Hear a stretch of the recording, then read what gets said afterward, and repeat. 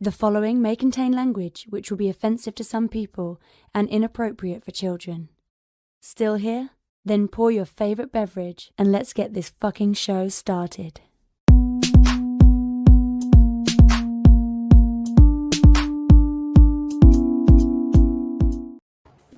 Fantastic Forum assembled.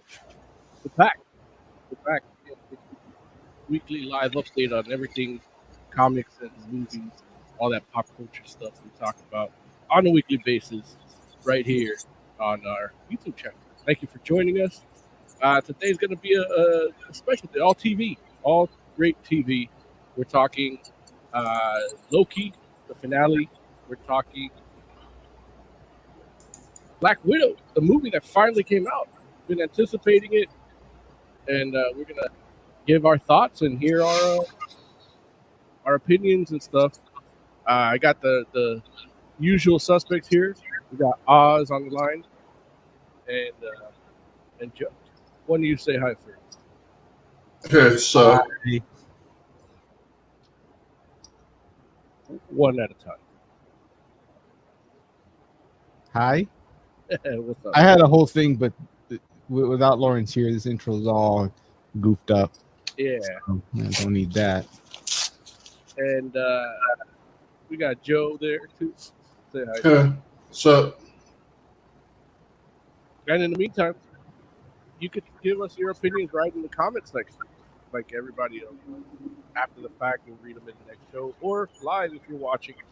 You can join in, and the lady will tell you how. Want to get in on the action? Call Fantastic Forum on Skype and join the fun. Too shy to call in? That's okay. You can join the Discord chat room available at FantasticForum.live. Join the party. You know you want to. Yeah. So I got 2 questions for you guys. How you guys doing this one? I'm enjoying this Martinelli's. You still stuck on that cider from last week? Yeah, I got rid of the other case, but it's not that bad. It's getting hot out here. It's fine. I can have 1 or 2 a day without, getting all weird. Well, especially because it's low. It's a light beer. Yeah. So it's water with a little bit of apple flavor in it. I like that. Yeah. Goes good with whiskey.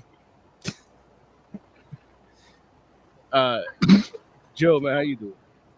I'm okay. Yeah. Did Loki get and start exceeding your expectations? Oh man, this final episode, I'm so glad I stuck with it. Like, this final episode was actually really good. Like a good finale. Nice. Yeah, we'll get into that later. None of you have a fan on, do you? Because I'm hearing a little. I have a fan on. Yeah. Tricky. I would like to think we all have fans on. Yeah. Join the chat room.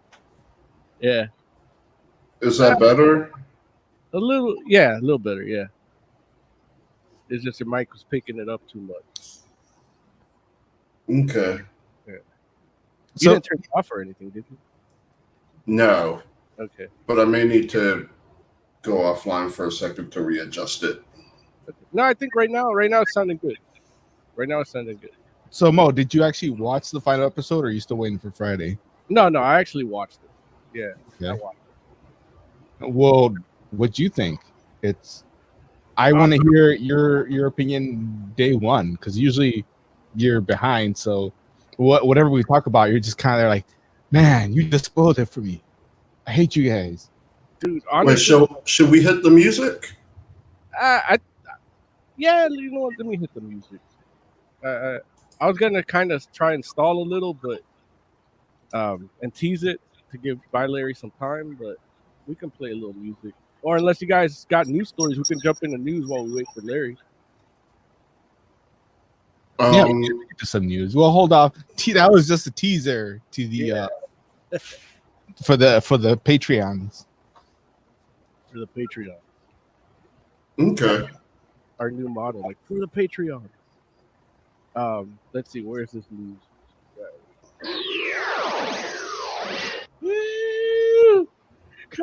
Comic book news. We should have a like Comic book like Kurt. news. Well, not like that, but like yeah. News. I have an opinion piece, which is like news, but it's me giving my opinion on something that's happening. I like it already. So Alex Ross, I'm subscribed to his Twitter, and lately he has been putting out some really good artwork. And I'm not sure what happened, except that most of the artwork that he does that's good is more cartoon. Like his the photorealistic stuff is still pretty bad and creepy, but he's been branching out into doing more like stylized artwork, and it's looking really good. Like I might have to like cut like my disdain of him in half. Well, I think I know what happened. If it's because you posted an image that you really, really liked from Alex Ross. And I think what happened is Alex Ross stopped being an original artist and became an inker. Because the picture you posted was a Bruce Timm sketch that he inked over. Right. And I mean, that's not I'm not saying Did that he bad know thing. he recreated? I think he inked over it because Bruce Timm's signature was on there too. Yeah, the signature is there. But they do that too sometimes because of they're doing it in like after Bruce Timm. You know what I mean? Well, what I will say is he did 3 other pictures after that one that I didn't post in the group chat that were actually pretty good also. You don't happen to have him on. I do not. Let's see if I can find it. So you began to appreciate Alex Ross, the artist, when he stopped doing realistic stuff? Right. Because he posted a picture today, like of the Flash, and I was like, oh, fuck, it's Hack Ross again. Like, it's like he was back in his terrible form. You know, I resent you calling him that, man. I know, it sucks. Like, I should be a little more respectful.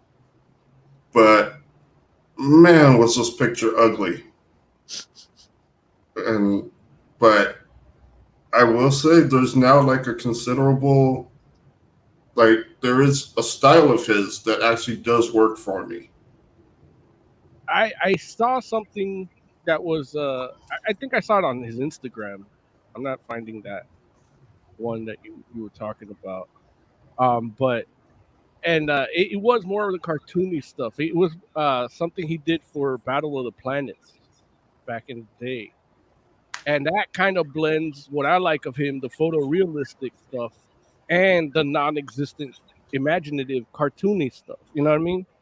And I was like, man, this is amazing. You know? I love him. So I don't like you call him Hack Ross, but I'll laugh every single time and don't stop. So yeah, no, it's good stuff. I mean, he'll win you over. Hey, you know, part of art is making something that is the mundane and making it look amazing. A picture stuck in time, you know, and that's what the great masters do, painters. And if you look at a random panel in like Kingdom Come when it's not about superheroes, like he manages to do that, you know, and that is amazing. That's that. It looks, you know, you got. I mean, I always go back to that Shumagora cover that you love, Joe. And Oh, I love that so much. The Invaders #5. Yeah, but if you were to just do like, you know, like a Norman Rockwell painting of like a guy getting a haircut or a guy getting a tattoo or a family eating Easter lunch or dinner, and it's like, man, that takes talent, and he makes it look dynamic and yeah, no Hack Ross. I put up the Flash one you were talking about. Yeah, that's it. To talk to the hand. But I don't even think that's new. Like, I think that's old stuff that he just posts. Maybe. Either way, Either way, it's terrible. it's not terrible. It's a little awkward. I don't know what he's doing with his mouth. Well, he's breathing because he's running. That's it looks like he screams something, but I don't know. It's just his mouth is screaming, but his eyes are normal. Like, you're not getting a whole thing here. And as an artist, I mean, the skill that it takes to do this is amazing. But it's just the way the composition is off. Look, like his mouth, even give him eyes aren't. I'll even give him like props on the fabric. Like, it's interesting. Like, it's done. Except for his pinky's a little weird. His pinky's a foot. He's like the anti-Liefeld. Yeah. But then he posted like two or three pictures before this one, and they were all pretty good. Hey, I got his Twitter up on this. How do I close this? Oh, God damn it! What'd I do? Go back. Wait, don't go to my porn. Oh, you ruined it. I'm back. Okay, I don't know. I don't know what's. Oh, hold on. That was just a click. It's throwing me off that I see my mouse on the screen as Okay, so let's see. That Hulk, is that what you're talking about? No. These two are classic. Yeah. Right. And that wasn't those. Wars. I think you got to go down for before, right?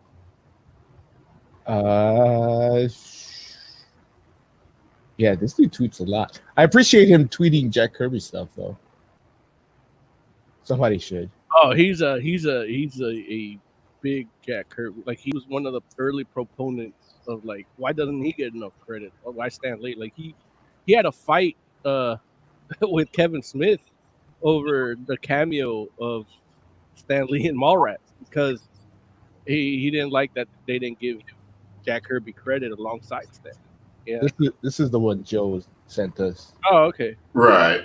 Yeah. Well, yeah. No, that he painted that, and he colored it. And this was back in the day. I think this came out in, like, I want to say 2004. Yeah, and Bruce Timm's signature is way predominant over Alex's. Yeah, he drew. Bruce Timm drew it, and Alex Ross colored it, and it's beautiful. Yeah, and then this guy right here is like, I don't know what's happening there. Why would you post this? Click it. You know what? I shouldn't make fun of this because I think he's on the spectrum. So I'll just click out of that. He's a Green Lantern. On the line, we have Larry. He finally decided to grace us with his presence. What up, fellas? What's going on, everyone? It's good to be with you all. Do I sound okay? I hope so. Ooh, I like this. Sounds good, yeah. Mm-hmm. You sound good. I don't think I do this one, but I like this one. Yeah, that's a thing that every artist posts on their Instagram every now and then. I should make that my screensaver. Yeah. I used to send them to Dante every day for like a year.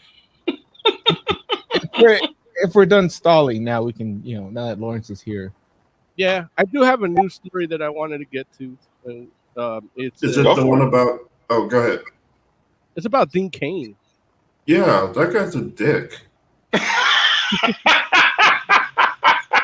Look, well, how are you all just realizing this now?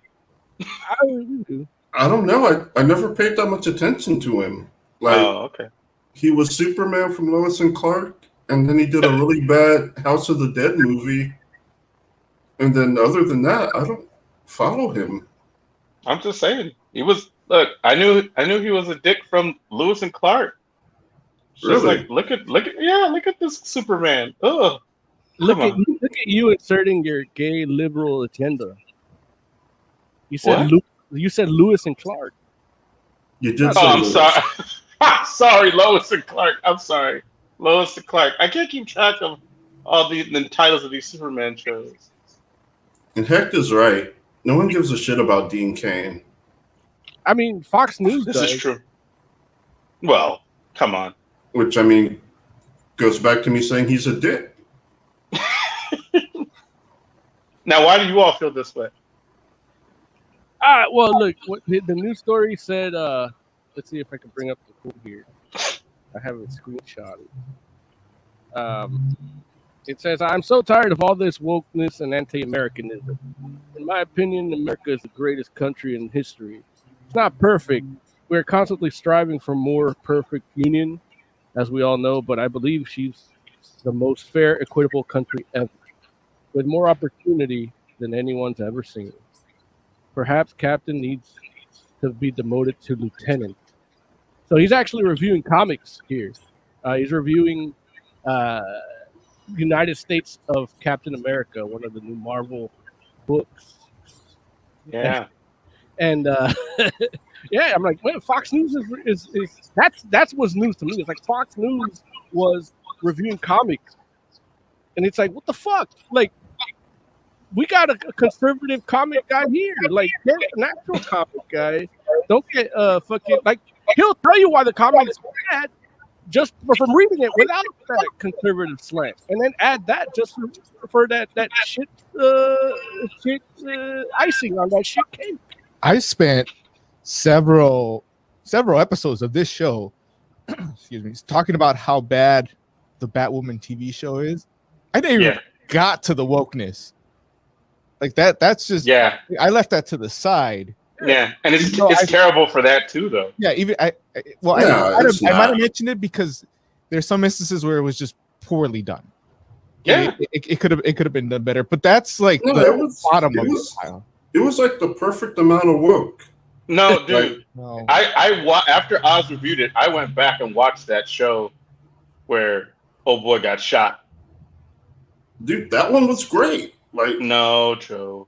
It was. No, Joe. Like I was 100% on the money on that one. I was like, oh no, he's off. He was off base about that. Dude, season 1, there's an episode where a 16-year-old girl is being hunted down to be kidnapped and killed by the mob.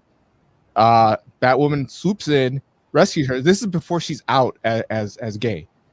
Rescues her, and the first thing this girl says is, "Well, you can't save me because you don't understand me because you're not gay." I'm like, I'm pretty sure people stop doctors from shooting you in the face. I think they're saving you. And Batwoman's response is, "You're right. I need to tell people I'm gay." Like, okay, all right. So, and that was season 1. Okay, so yeah, and like, I haven't even mentioned that because there's other reasons why that show is bad. I'm going to refer to something Heck said a few issues ago, where he said I was smart because I started watching it season 2. It's like I didn't have to endure any of that nonsense. Season 2 is better. Really? It's like season 1 is when you step on a fresh poo, where season 2 is you step on the poo's been sitting there for a while, so it's now dry and just kind of crumbles off your shoe. You're still stepping on poo, but there's levels.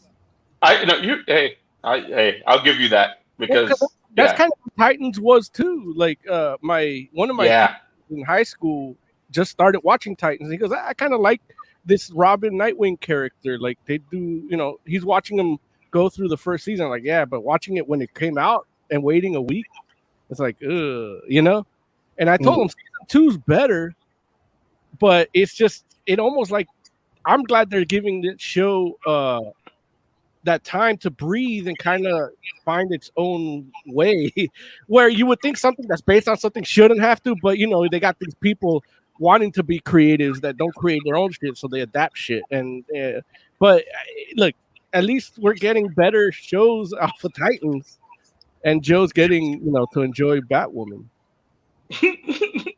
Good for you, Jay. It's so good.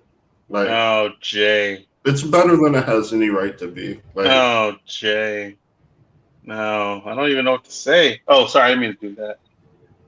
I just I don't even.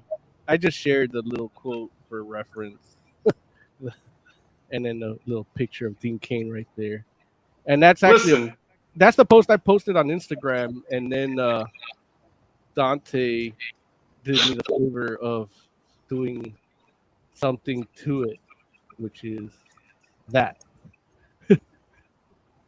I don't know if you guys can see that. Let me see. I don't even know who that guy is. Yeah, who is that? That's from Orange is the New Black. That's a woman, and he's like, Really? He's like, it's an uncanny resemblance. I may need to cut my hair now. We need to put. I mean, that's what it looks like when I'm out the shower. Now I need to, That's hilarious. It's us. my glasses. Yeah. I've made some horrible life choices. But then I don't want to change it up and look like Dean Cain. I need to lay off my Twinkies, man. These Twinkies are gonna make me look like that. Oh, dude, I missed you all. Jesus. and the thing that bugs me the most about this statement, though, is that he kind of implies that any time a minority gets like any kind of representation, it's like it's anti-American, Right. for minorities to have representation. And it's like, I don't know. Fuck off. I don't know what part of the comic he was talking about specifically, and I haven't read the issue. But when I read the story, they posted a speech by Captain America and said that that's what Dean Cain was talking about. Which, if that's the case, then I can see where he's coming from. It's not about because they're representing other people of color or cultures that it's bad. It's what Captain America says about what is considered the American dream. And actually reading what Captain America says based on the quote, I didn't read the book, I'm just the quote that was written, kind of misinterprets what at least I believe the American dream to be, and actually puts down immigrants in a way by doing How so. so? Like how so? Because I'm not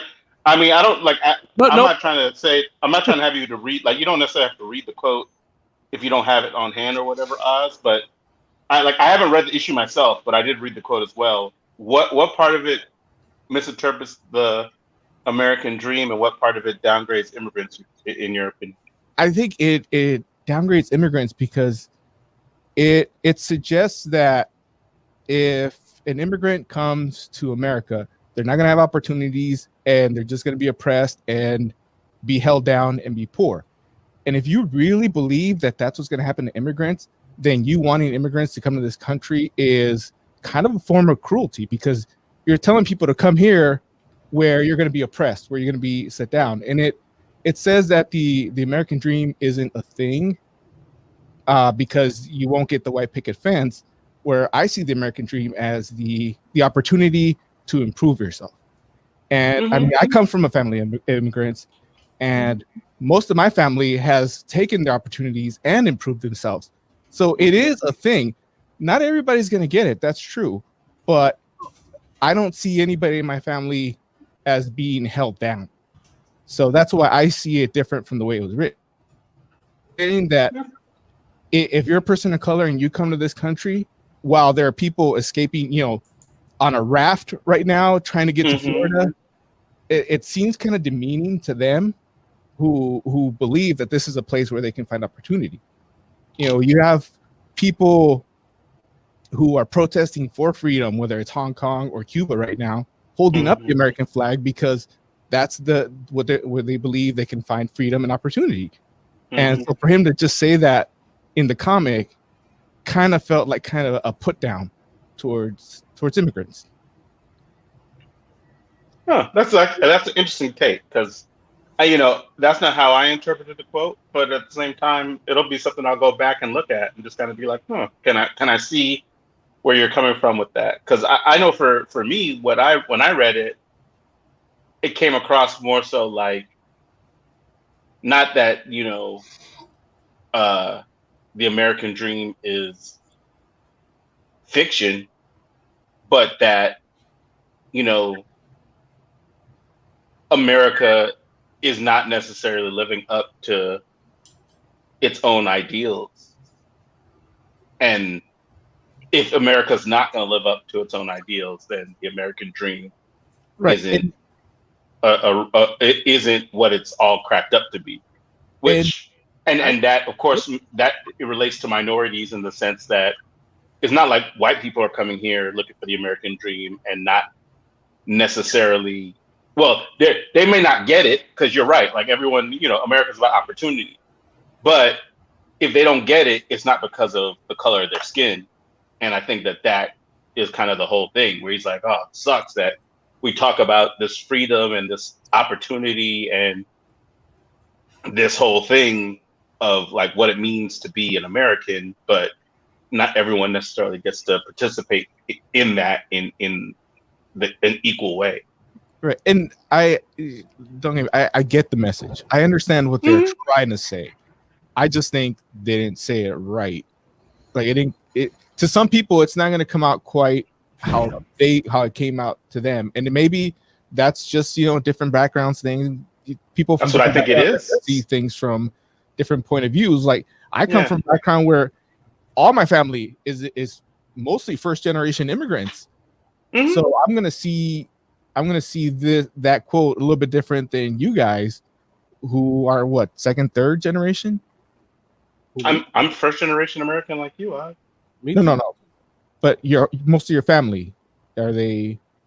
Everyone in my family, like me, I'm the oldest American, like first generation American in my family. Okay. Everyone else is from Belize. My mom got her citizenship in 1997. Oh, listen, look, not even everyone in my family are citizens. So that's what I was saying. Like myself and my younger cousins are Americans, but everybody else is from someplace else. So I'm just saying, like, no, I feel where you're coming from. I just, my thought process is different from yours. But look, my dad would 100% agree with you. Real quick. Oh, go ahead, Ma. Yeah, Hector Chat says, "Damn, Larry, how Mexican are you?" Listen. I wish the Latinos would accept me, but apparently I'm not Latin American enough for some reason. It's because my country doesn't speak Spanish. We speak English as our national language. They're like, you're not Latin American.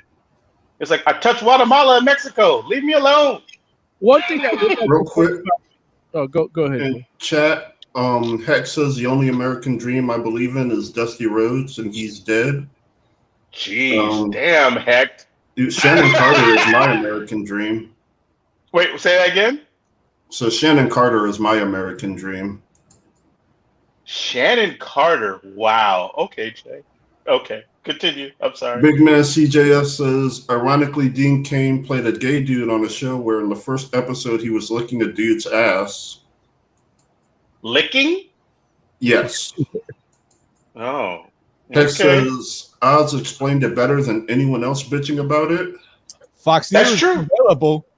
Hey, listen.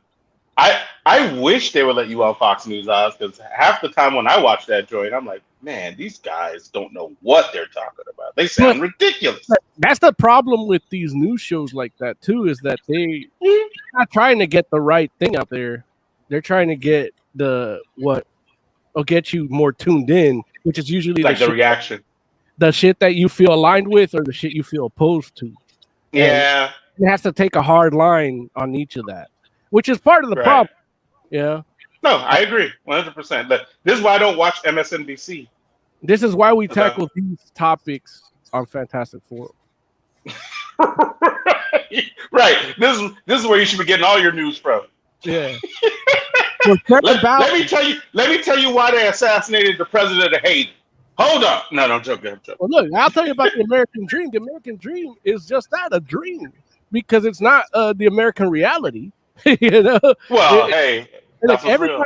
Everybody starts off with the like the A in class. The your Social Security's got a good credit, but don't let that cell phone bill falter. Don't let that fucking utilities bill. God forbid you stub your toe and miss a day of work. You know what I mean? They bullshit you into thinking you deserve all this materialistic shit, but then they make it so you can't afford it. You got to be in debt to have it, just so people could like it on Instagram. Hey, my credit is Derek. Go ahead, Jay. Derek Hopkins in chat says the American dream has been co-opted for generations by laws and a social structure that precludes certain people gaining a level of prosperity. Mm-hmm. That's true. We live in a caste system. We just don't know what the tiers are and how to get one tier to the other. They say it's money, but it's not money. Yeah. Hey, I'm hood rich. Yeah.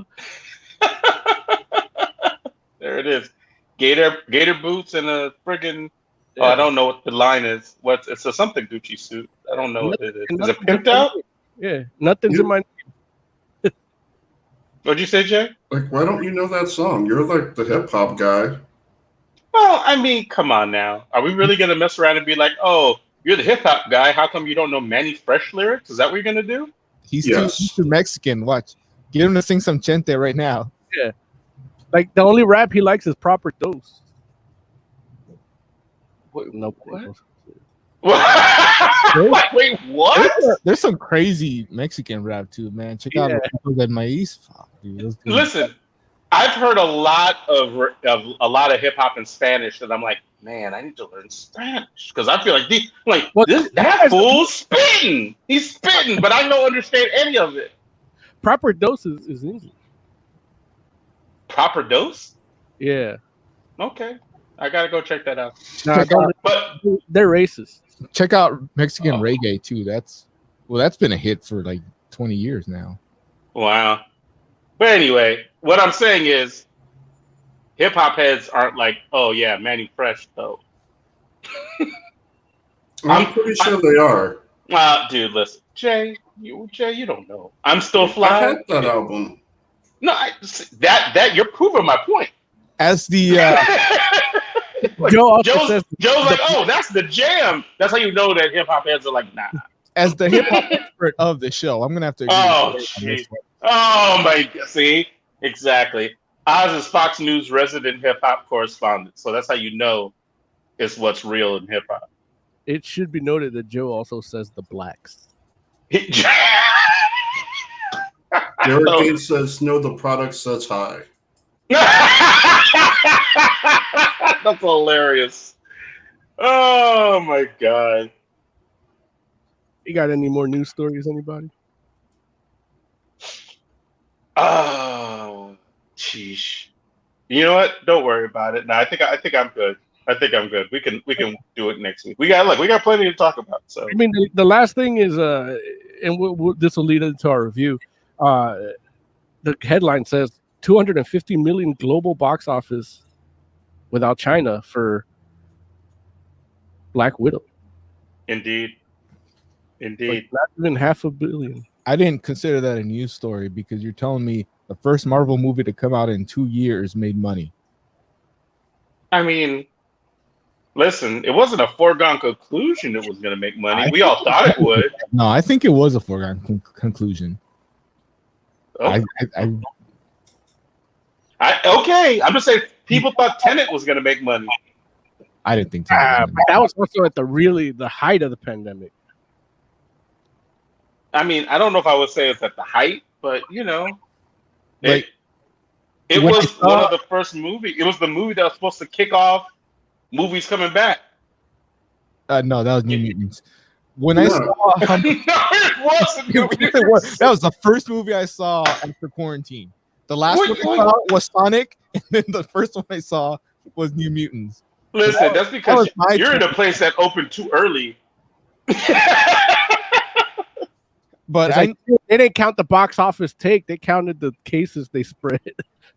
But that's hilarious, Moses. That's a very good joke. that is not Damn, one I'm very Netflix. proud of you for that. Thank you. I apologize. Like I wasn't. It deserved the big laugh. Oh damn! What? Oh, Joe. Okay, Joe took himself out. Okay, it deserved the big laugh, but it was a cerebral joke, and I was in the middle of forming my own sentence. And after I heard it, I was like, wait a minute, damn, that was good, Mo. I apologize for not giving you the laugh it deserved. I wish I would have rehearsed it. I You knew didn't need to rehearse it. It was good. I just was too busy talking. I was like, damn, I should have shut up so I could have laughed at that. it would have been funny as hell. I'm This gonna play week, Lawrence the ruined it. music. Wait, what you say? It would have been funny as hell. Is that- Yeah, last week when you weren't here to ruin our jokes. Yeah, that is true. But you also got the Yeah. Mr. Penis. But what about his penis? No, not my penis. Apparently, y'all were We showing don't- some sort of stuff you shouldn't have been showing last week. We don't know. I didn't even look. Penis. Like we don't know it wasn't yours. You all don't have video of my penis? No, we didn't put it on. It was Right, a prank. but we call. can't identify it. Like Yeah. it's a penis. Like we don't know it's not yours. We can't. Like we don't have the the comparison. I was But it nervous. was Mine. it was white. Like Lawrence is half Hispanic apparently. Oh, so black guys have black penis? yes. He could have that Ventraliglio. I didn't know that. He could be like I don't- Domino, but on his crotch. I just figured they rubbed it so hard the color came off. Wow. Anyway, I played news music. Why news? Oh shit! I'm sorry. That's what. He's all flustered thinking of that dick. Now don't come on half cocked.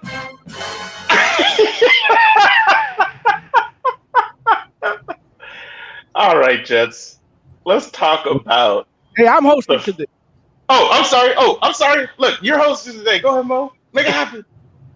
See, there he goes interrupting again. It came out finally, Black Widow, and this is our review of it. I don't need to tell you what happens. It takes place after Civil War and before Infinity War, and more importantly, just like you don't need to know nothing out of it other than Mikhail was in it, which was my barometer for how good or bad it was going to be, and Mikhail was in it, so I give it 5 out of 5. But what did you guys think? Why are you laughing?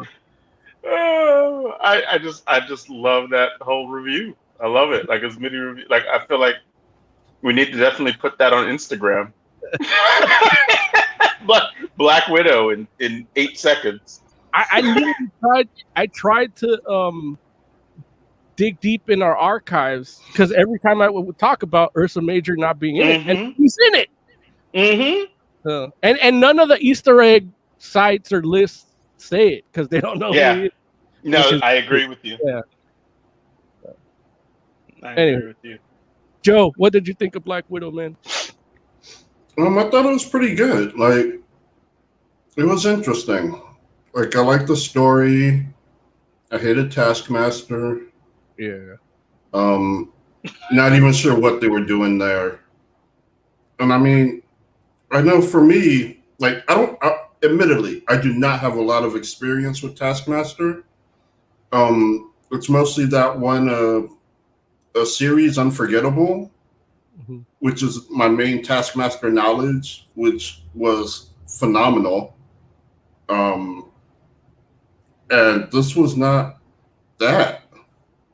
Like this was nothing like that. Like I'm kind of not even sure why they had it be Taskmaster. When you say you don't have that much experience with Taskmaster, neither did the people making this movie.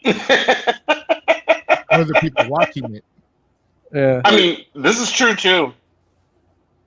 Yeah, it was. I don't know. It was kind of disappointing to me. Like, And like, I can't really say that I'm a fan of Taskmaster, but I love that book. Like, that book was so amazing, and it's what I think of whenever I think of Taskmaster. And here it's just some girl robot. And it's like, why girl robot? Like, I don't know. It was just a really odd choice in like a phenomenal movie, and then it's. I mean, I don't feel like there's someone in the production like where we have to fuck something up, but I'm not sure how you get to that. Like, I don't know. And I've seen people like praising like comic people being cool with it, but I mean, they're normally fine with changes. Now, when you say comic people, you're talking about like professionals, or you're talking about fans? Professionals. Oh, okay. Like a couple of writers have been like, oh, it's fine. Like, they've been in support of this Taskmaster. And I'm like, well, you're a creator. You can afford to be. I'm a fan. Like, well, no, they have shit writing on. Like, if they shit talk it, they might not get a job. Yeah, that's true. That also, yeah.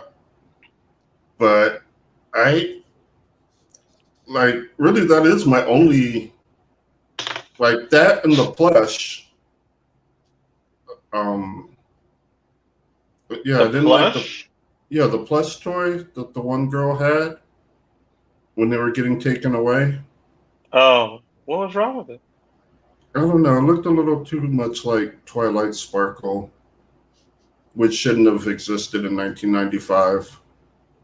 I like how Derek H is commenting in our Twitch chat, says, how long until Moses complains about Iron Maiden not having comic correct costume? Meanwhile, Joe's over here, like, he's putting it on me. I literally just gave it 5 out of 5. but Joe's over here talking about Twilight Sparkle in the movie. Yeah. Now, Twilight Sparkle. Okay. Derek H is just a bully. He's a bully. He's un-American. But thank you for subscribing and liking and hitting the bell. I'm just happy Derek H is in chat. Thanks for being here, Derek. As well as, of course, all of our other regulars, Hector, Tiger Claw, and whoever else is there that I haven't seen yet. Yeah. Other than that, yeah, like, I really enjoyed the movie. There you go. Oz, man, what did you think about it?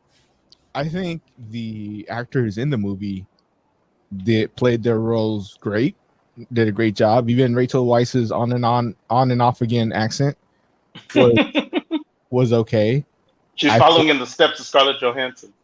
I think the script, however, was ass. Really? I think it wrecks a lot of what made Black Widow a strong character in the MCU. And there was ways to do that without, like, just the whole chemical thing. It just bugged me. The chemical mind control thing. Yeah. Are we doing spoilers? Yeah, we are. Yeah. Oh, spoiler alert! Spoiler alert! Watch out. So, like, a big thing with Black Widow was she was making up for her past, and one of the things in her past was killing this little girl. And we get to see that, but then they undo it by making her be alive. I can understand why Disney would do something like that, but you don't make her a mind-controlled robot and call her Taskmaster. You do something like you put her on a path to vengeance for the Black Widow, becomes head of this Black Widow program, and now that's why they call her the Taskmaster, because she's the one teaching and handing out the tasks. You do something like that. You don't just say, well, you program her to fight. The easiest way to categorize that Taskmaster is Berlanti-verse Taskmaster. Like that's the type of shit DC does on their TV shows. Yeah. Real quick, Tiger Claw in chat says, don't worry, Marvel will fix this and give you a proper Taskmaster. If they messed up the Mandarin the first time and then course correct and give us a proper one, they can do the same for Taskmaster. No. See, look, That like it's a bad take, Tiger Claw. Only because I would 100% agree with what he's saying in the sense that yeah, you can mess around and give people a proper version of the character, but you can't do that. Can't be your MO. You can't Right. mess it up one time and then give people the right version later, because then it becomes like well, why are you even putting these these substandard versions of the characters out in the first place? And here's the thing, I feel like from a story perspective, it like this is why I wasn't that hard on Iron Man 3, because it's like from a story perspective that kind of makes sense, and it's like okay, like I can see that they're like they set it up like no, there's an actual Mandarin out there. With Taskmaster, they're not doing that. They're like, this is the Taskmaster you get in the MCU, and if they give us another Taskmaster, then it's like, well, why is that person Taskmaster? It doesn't follow, from a story perspective. Yeah, and I do have a big problem with the chemical mind control. Like I wanted to see, what was the sister's name? Yelena. Yeah, I want to see Yelena see what her sister is doing with the Avengers and defying the government and kind of breaking free of the like psychological control that Black Widow had to break through. And then you have a thing where they're trying to take down the Red Room and they're going to fight these widows. They might get some other ones to break from this psychological control, but you're going to have the true believers that they're going to have to kill. And I think it would have been a much better spy thriller if you went that route instead of there's this magic gas that makes the mind control go away, and now everybody's friends. Like, you don't know who made the gas or to what end or what purpose. Like it could have been, you take these British movies like the Tinker Toy Soldier movie, and you have you guys know what I'm talking about. Like these British, we do. But when you don't focus on the special effects and shit, it's all about the spy mystery in the game, and it's all a chess game. And this is it. Yeah. Like, what if they should have put somebody in the shadows, anti or fucking even Madam Hydra, planting that, like, hey, here's this, let's get rid of this, because overall for the global domination, Russia is going to be a problem. There's the easy way to get rid of it. And that makes it a little more gritty, a little more that good meat. And that was one of the things that stuck with me. Emily brought it up to me too, where it's like, but who made that gas, and why would they think to make that gas if nobody knows about these widows?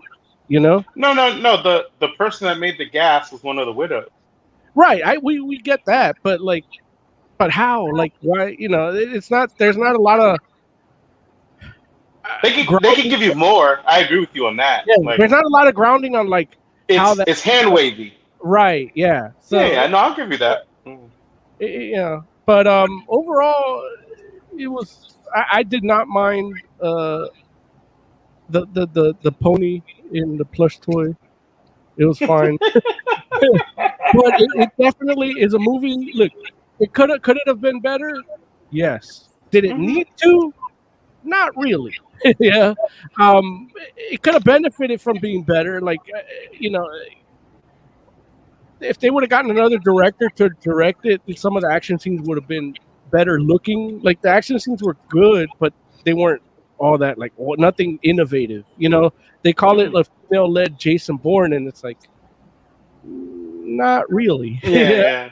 But I mean, Oz, you saw Red Sparrow, and I haven't seen that. But how would you compare this to a Red Sparrow? This is probably better because it's better done, it's better acted, but story-wise, I think in Red Sparrow, the main character was more of a victim through most of it.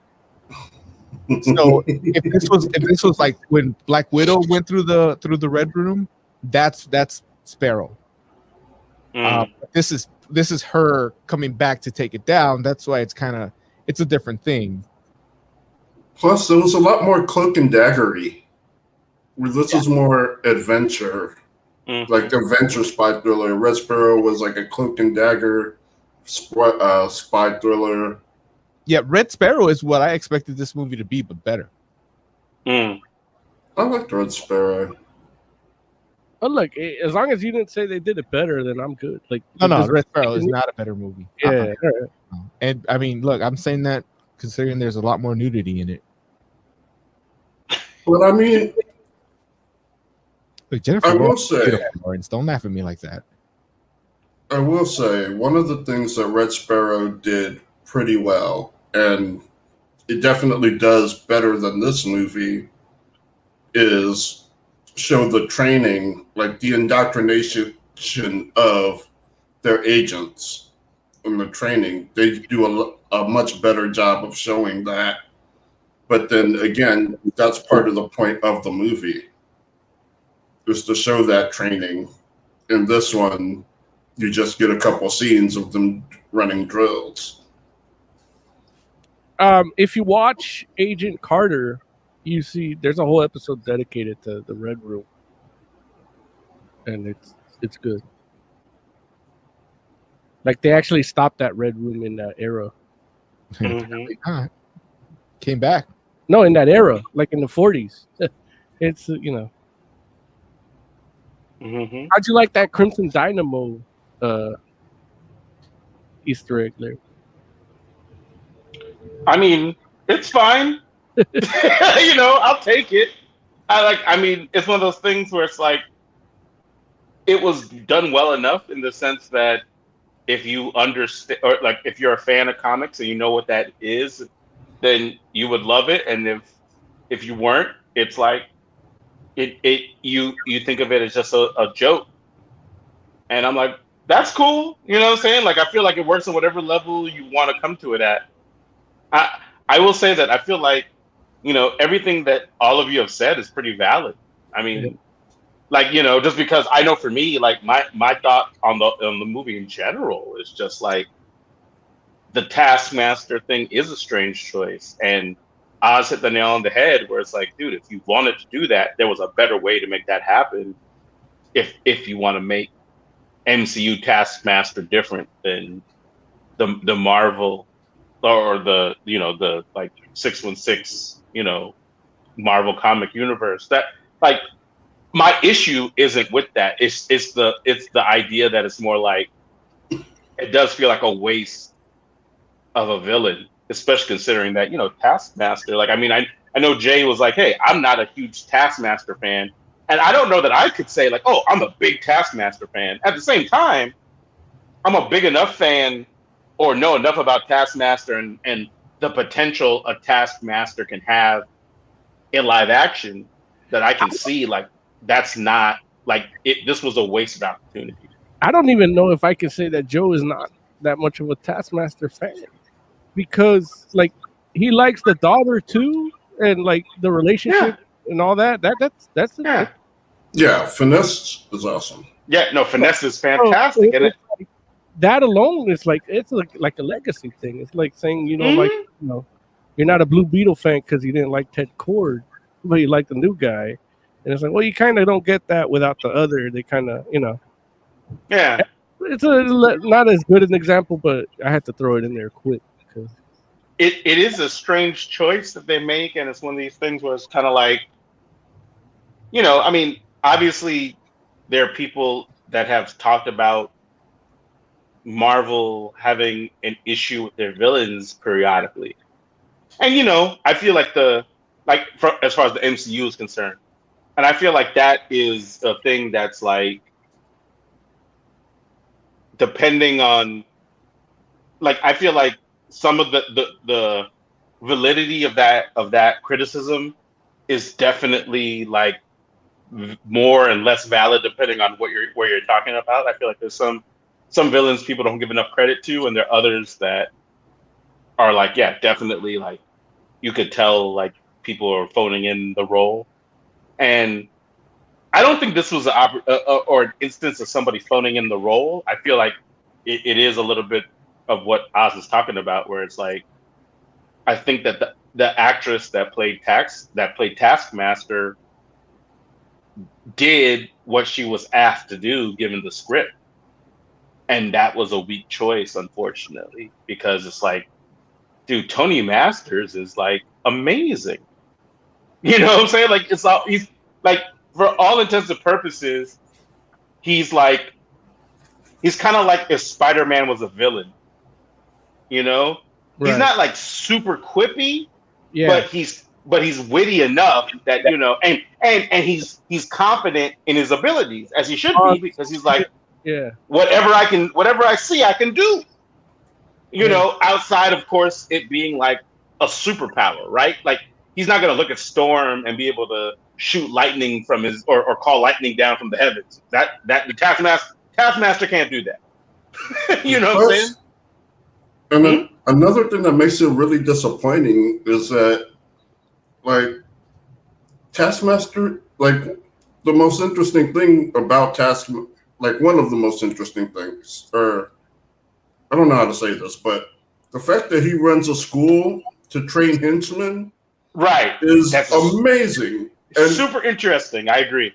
And it would be so fun to utilize. Like, well, I think you're right, because it's like you don't need to utilize it in Black Widow, but if you have a character that can, like in the next MCU film, you could literally have him or her in that role. Well, if you did what I said and have her running the Red Room, once the Red Room is destroyed, she could take those skills on to teach someone else. Exactly, and that's the whole thing where it's like we could have thought Taskmaster was a guy the entire movie, and then it'd be revealed that it's old boy's daughter, and it still have it could have either the same or a deeper impact because you had this person that we, and that's the only thing I kind of disagreed with you on, Oz, is that, I don't feel like the chemical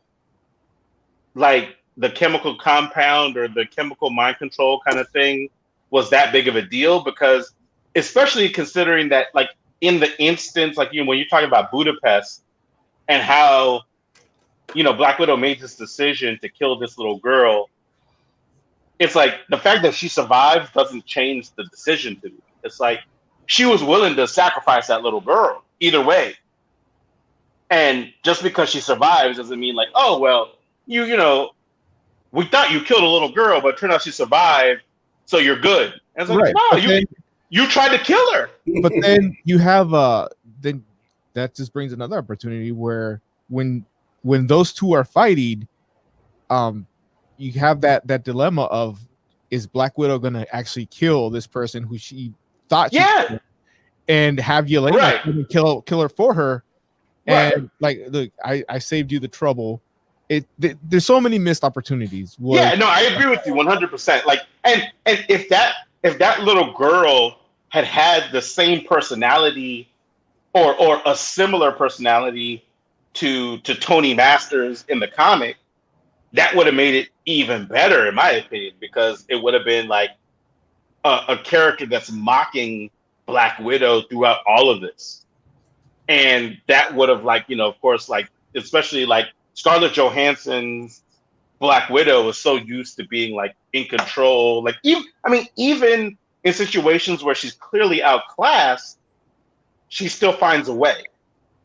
And so to be in a situation where she's like dealing with somebody that is not like a god or a friggin' Superman or anything of the such, like, not some cosmic being, but still being able to get outclassed, and they're like, like digging at her while that's happening, like that would have been a really great opportunity for some interesting character moments, and like to watch her kind of like get out of her zone, because like, which they did a little bit of in the movie, but it would have been a whole nother level if it was like this person that was like mocking her.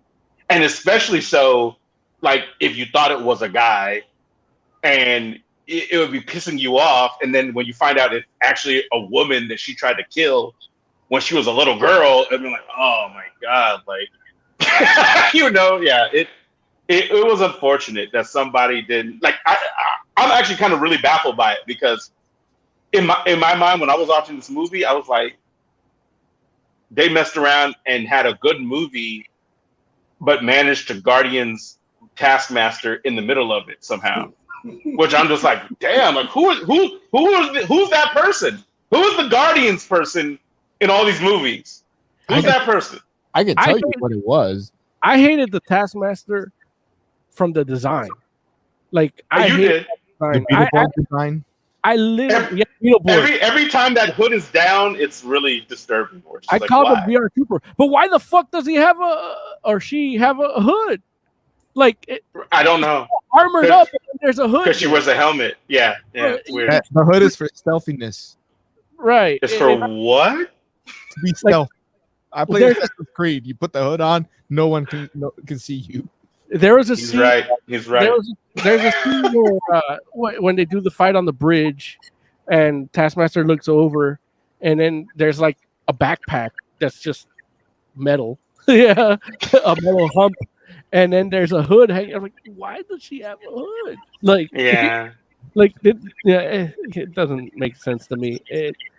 I remember when the trailer first came out, Andy Park, he's one of the head designers, character design guys, and he's like happy about the trailer and his design, and he shared some other designs for Taskmaster. I literally told him, like, I'm a fan. I loved your Tomb Raider book on Top Cow. I've been a fan since then. That design is shit. Yeah. And it really, like, it's one thing like seeing it in the trailer and seeing those stills and be like, oh, maybe the actual movie will be okay. It wasn't. It was terrible. Like, I hate those close-up shots of the face. I hated the HUD. Like, yeah, it's a pale comparison of what Taskmaster is. Like, he's just this cool design. Like, the character has such a cool design, and they just put it down. Yeah, that whole suit was just built around the fact that they wanted it to be a shock moment when the helmet comes off and you realize it's not a dude. But I mean, once they said you remember his daughter, right? Like, you kind of knew that was going to be her because he looks so different as it is. Right. It wasn't a surprise. I'm just saying they thought it was. They thought, well, even though all our other agents don't wear a mask and are in like a form-fitting outfit, this one is going to be in a suit, and I think they try to make this character as intimidating as a Terminator. Yeah. The quiet, you can't be stopped, and it just didn't work. Yeah, they did like the Michael Myers where they're running away from it, or him or her, and Taskmaster's just walking like slowly, like Michael Myers, and catching up somehow. Like, and it's what it is. I didn't like it, but at least I got Ursa Major. What do you say, Jay? In chat says another thing about MCU Taskmaster is she doesn't have the photographic reflexes. It was all programmed in her. And that's another thing. That's another thing. Why, if they had to put a chip in her brain to do everything, why does the gas work? I mean, I guess the chip in the brain is a different thing than the programming for the obedience. But either way, it's kind of like it's disjointed. Yeah, and it doesn't like, if you're a fan of the character or you know anything about the character, it's just kind of like it doesn't feel like Taskmaster, which is really unfortunate because it's like, I guess my thought is more so than anything is there's no good reason for that person to be Taskmaster. It doesn't serve the story. You could have made up some other name of something and just let it be that, and it would have been fine. Because I don't even feel like Taskmaster doesn't have the kind of draw where they're like people that are gonna be like, oh, like they're gonna have Taskmaster in it, so we have to go make sure we see Taskmaster's MCU debut. Like, there's no Taskmaster fan. There's like 12 people that feel that way, you know. So it's like, well, he showed up in the Spider-Man game, so you have to add him. So according to Xenocore here in chat, says chip in the brain was from the damage, but the base skills were still from the Red Room. The explanation is there. All the females fighting in this movie were widows. And I mean, I get it, except for the fact that like she's doing this Terminator thing with her vision, and it's like, does she even need training? Like, and not all the widows had the mimic ability, just Taskmaster. Yeah, I mean honestly, it's like even like I don't, and I can't say like I don't remember enough about Taskmaster, like because like it's not like Taskmaster's a mutant or anything like that, right? Like I feel like it's like an IQ thing. Right, like it's something special about that person. It's like the people that can hear a piece of music and do it flawlessly. Right, the first time. Right, it's like some sort of like inbred kind of talent thing, and it's just like to make it like almost like a programming-ish kind of joint. It's kind of like, I don't know. It makes it a little less special. Not enough for me to be like, oh, like they should not do. Like my big gripe isn't that. It's not the microchip. That's just another thing that I can mention where it's like, well, hey, it would have been nice if it was just like a natural part of who this person was too. But I will say the other part of this too is I feel like we might feel differently. Like if we had gotten the same movie and we had gotten it like after, like, say, Iron Man 3, I feel like we would feel different about it. You know what I mean? We wouldn't be happy about Taskmaster, but if this movie had come like, 8 to 10 years ago. Or what if it came out when it was like what if it came out after Civil War? That would have worked. Look, I have no problem with the movie personally. Like, I think it's fine if it would have came out after Iron Man 3, after Civil War, or when it was supposed to come out before pandemic, or now. Like, it's fine to me. This is like me reading like Hellboy 1948. Like, I know what Hellboy is. I know there's a lot of people talking about like, oh, I couldn't get into this movie because I already know what's gonna happen to her. It's like, fuck you. Read a fucking comic. Like, I love reading those. Like, I love reading characters that are dead, and I read further adventures that we haven't got to. Like, I love reading Hellboy 1948, 1952.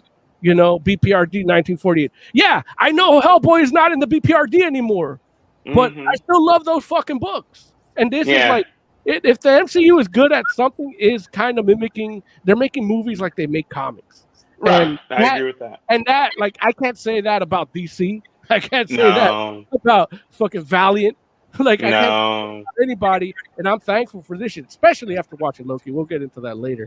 But yeah, it's like, even like, look, one thing I'll say about Loki right now while we're talking about this, it's like, yeah, guess what? We can have a different Taskmaster because they built a cinematic recon device. Yeah. So we, they can retcon everything. Like, now Agents of S.H.I.E.L.D. counts. But yeah. So isn't that what the TVA was in the comics? Like, they had a retcon gun, right? The TVA have a retcon gun? Yeah.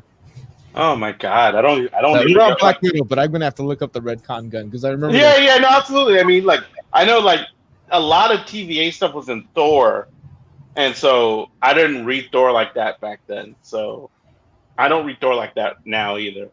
I don't read Thor as much as I don't read Thor that much. is what I'm trying to say, I think.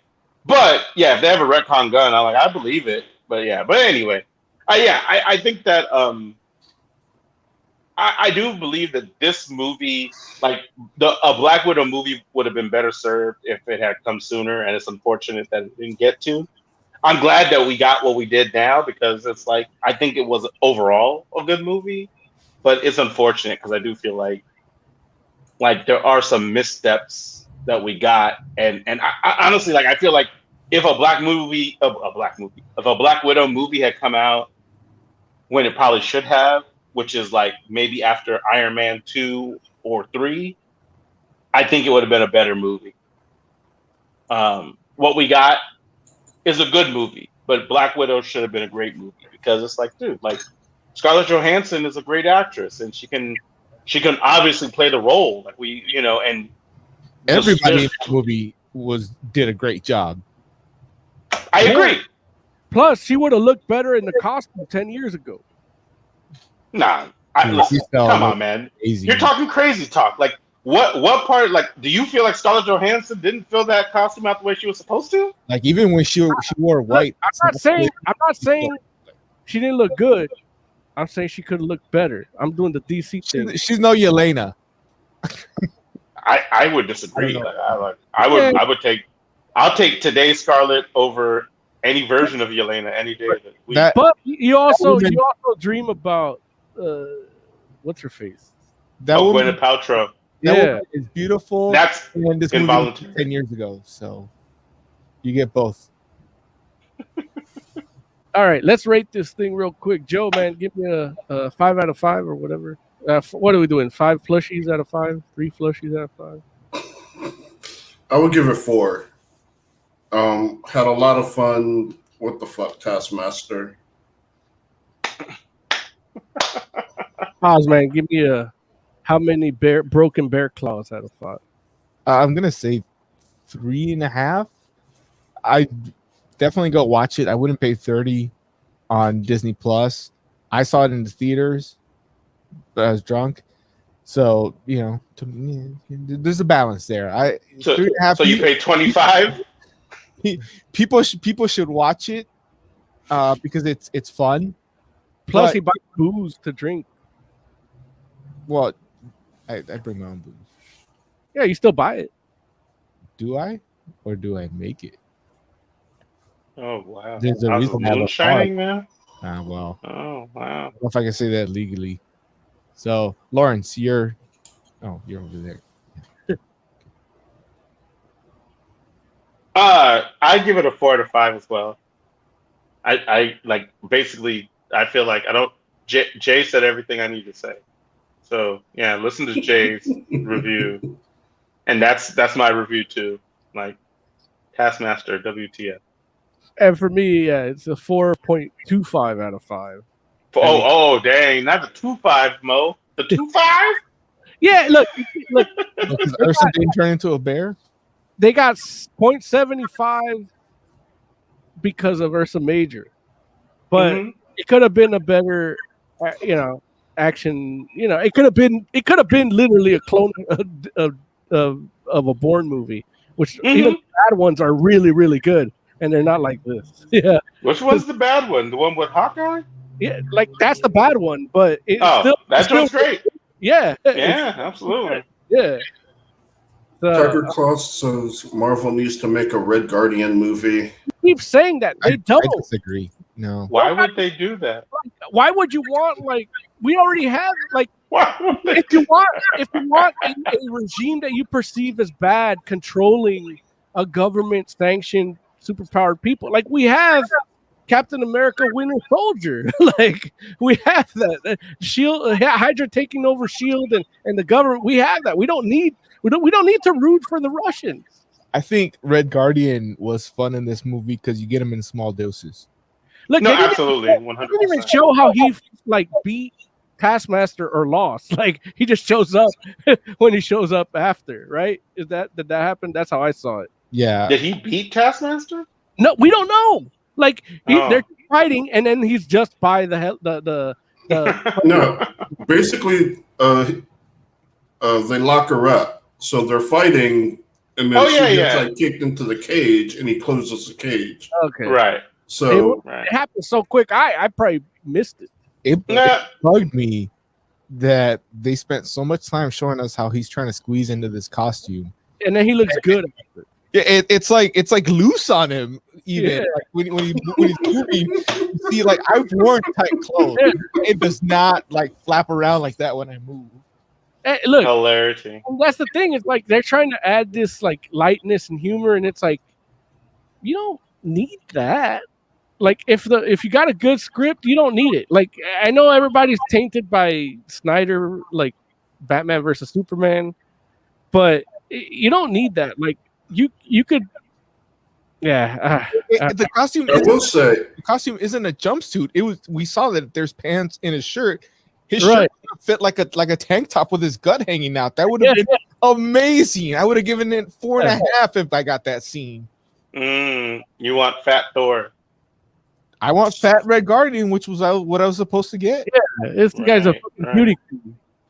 speaking of the humor, for the most part, I thought it was okay, but there's one scene where it's actually pretty funny, but really awkwardly done, where the sister is talking about how the Black Widow poses, like when she goes down and flips her head up. Honestly, kind of funny, but where they're doing it, they're like in a store, and there's a guy reading a paper, and he's just like oblivious to the two people in front of him. And it makes the scene seem weird because it's like, there's something going on right here, and you're laser focused on ignoring it. And it's like Black Widow at that point is an international fugitive. Yeah, and famous with a price on her head too. They're like in some European country. Like somebody would have dropped a dime.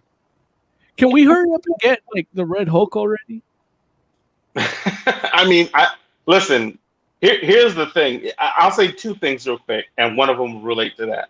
One, I'll say that, and again, spoiler alert. So if you know, you should already know, but just in case, extra spoiler alert right here.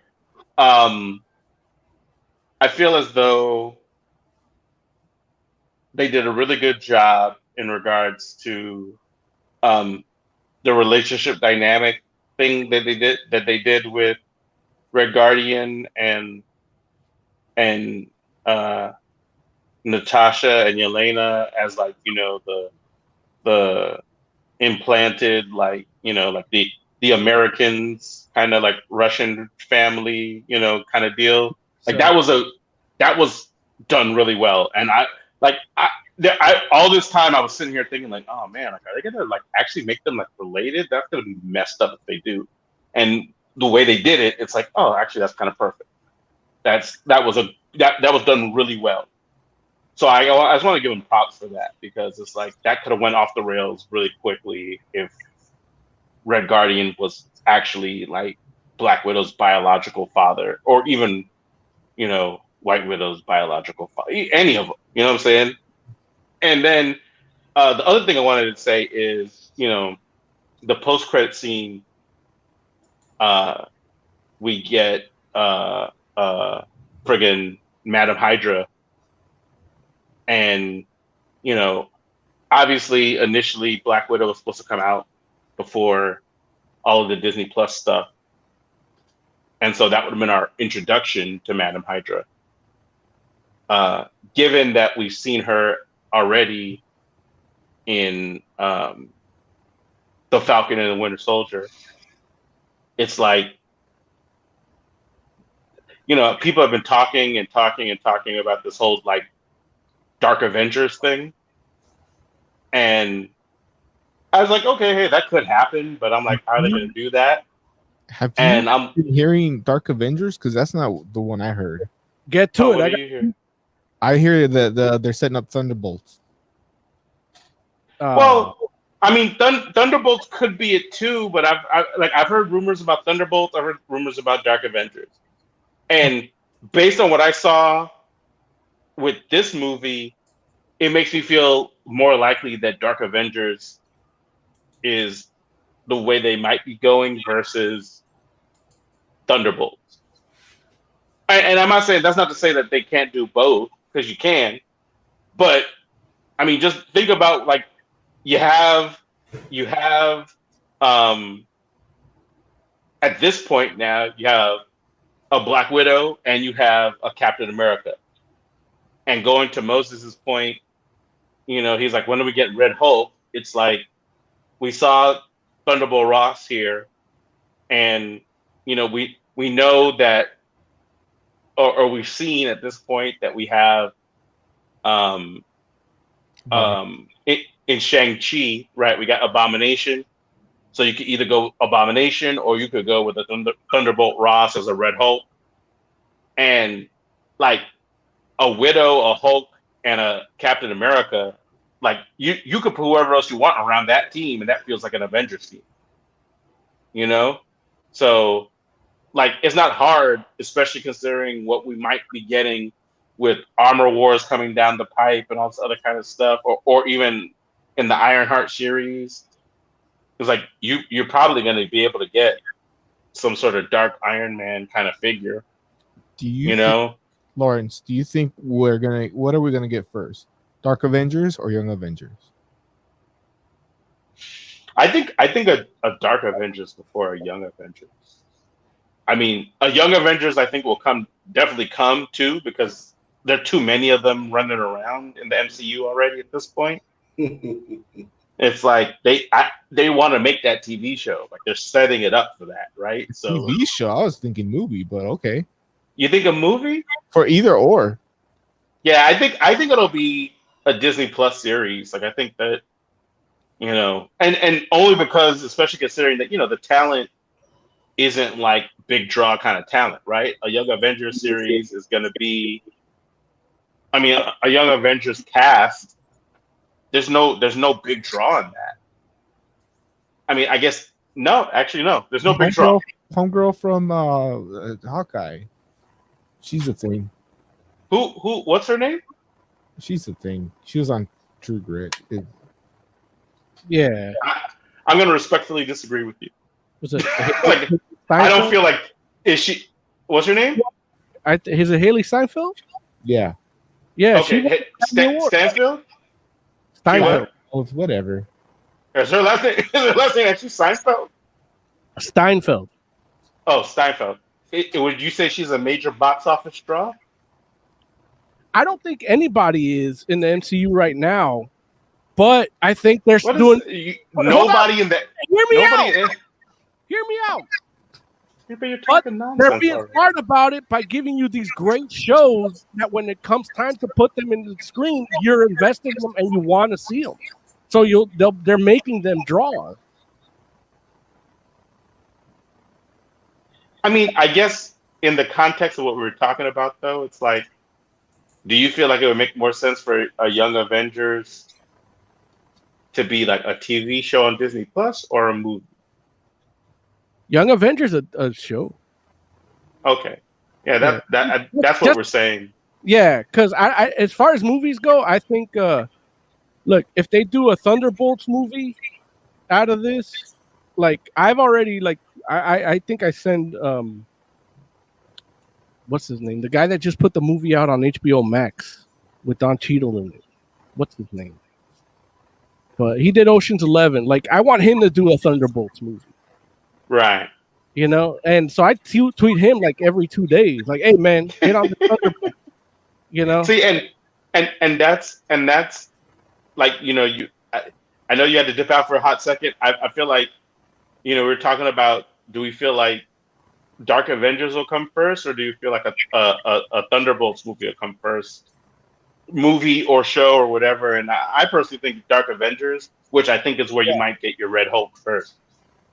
I think it's leaning towards Dark Avengers. Like even the way that Madam Hydra's acting is like she's Norman Osborn. Yeah, she's Norman Osborn. Mm-hmm. And, so like she's acting like he did. Those like even the way she talked to Captain America, the Captain America was like how he talked to Songbird. You know what I mean? Yeah. Was it Moonstone? I know what you're saying. Yeah, absolutely, I agree. It echoed it a lot, and seeing it here too now. I know we were saying that this was supposed to come out before all that, but I think coming out now, it really did a good job. Like it wasn't as shocking to see her as Madam Hydra or who the fuck is she, but it was good to see her with White Widow, and then having Clint Barton as the target.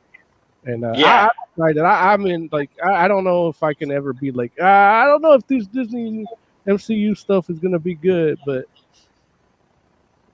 like we got all this DC shit coming out, and only Doom Patrol is amazing. Yeah. All right. All right. You all want to transition? Yeah, let's do Loki. Larry, you go ahead and take the helm on this one because you're here and now I can breathe and drink whiskey. Dude. So, okay, again, major spoiler alert because this joint came out today. So, if you haven't watched Loki, we're going to ruin it for you. If you haven't watched today's episode of Loki, we're going to ruin it for you. We hope that you stay tuned and ask questions or participate and call in. But if you if you haven't seen it, you may want to go ahead and sign off and let us know. Come back and watch what we have to say about it after you've watched the episode. And with that said, series finale of Loki. Season. I'm sorry. Season. I apologize. I said series. Right. You're right. Season finale of Loki. Spoilers already. Right? Season finale of Loki. So, I mean, as most people know, this has been the story of a variant of Loki being caught up and learning about potential multiverses and how they get pruned from the sacred timeline and his misadventures in that whole ordeal. So with that said, series is done now, or I'm sorry, this season of Loki is done now. What did you all think? Let's start with you, Jay. What did you think of season 1 of Loki? Oh, I thought it was amazing. Like, it started off weak, like really weak, like bad, really weak. But I want that on a T-shirt. Weak, really weak, and then on the bottom it says J. But no, it really got good, and yeah, this ending was amazing. Like, especially since the dude died, because I couldn't have that be my Kang. Yeah. He was way too excited. Like, yeah, he was way too manic for my Kang. Yeah, I loved it. But for the purpose of the show, the way it turned out, like I loved it. Yeah. Right. Yeah. So it's like, man, like it really. I just thought it was great, and the ending, where you realize Loki is like in the wrong timeline, like that is such an awesome. Like the way they reveal that is awesome. Yeah. Because you have like Owen saying, or what's his name? Mobius. Like who are you? What's your name? And then it just pans to the statue of Kang the Conqueror. Like, oh, very cool. Yeah. Oz, what were your thoughts on season 1 of Loki? I said from the beginning, I think the show's great. I enjoyed it. I agree with Jay. I'm glad that dude died because I can't get several movies of that dude. Like not as Kang. Yeah.